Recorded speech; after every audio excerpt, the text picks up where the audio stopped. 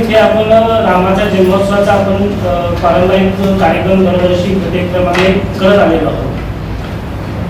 या मंदिराचं वैशिष्ट्य म्हणजे असं आहे की संपूर्ण महाराष्ट्रामध्ये नाशिक नंतर तर दुसरंच असं हे मंदिर आहे की तिथं काळाराम मूर्ती आहे.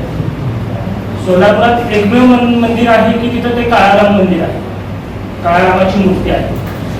यावर्षी गुढीपाडव्यापासून ते चैत्र शुद्ध दशमी यापर्यंत आपलं रामनवमीचा कार्यक्रमाचं नियोजन केलेलं आहे. यामध्ये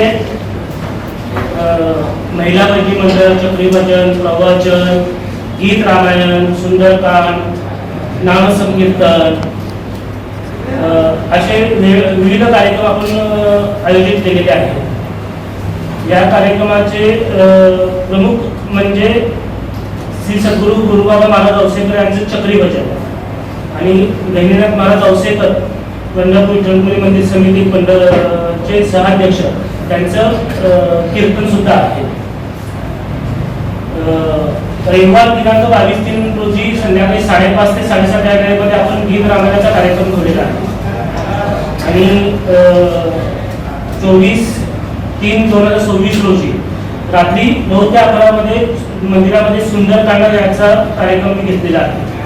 तसेच 23/3/2024 रोजी नामदेव महाराजांचे 17वे वंशज श्री एकनाथ महाराज नामदास यांचं नामसंकीर्तन सुद्धा होणार आहे.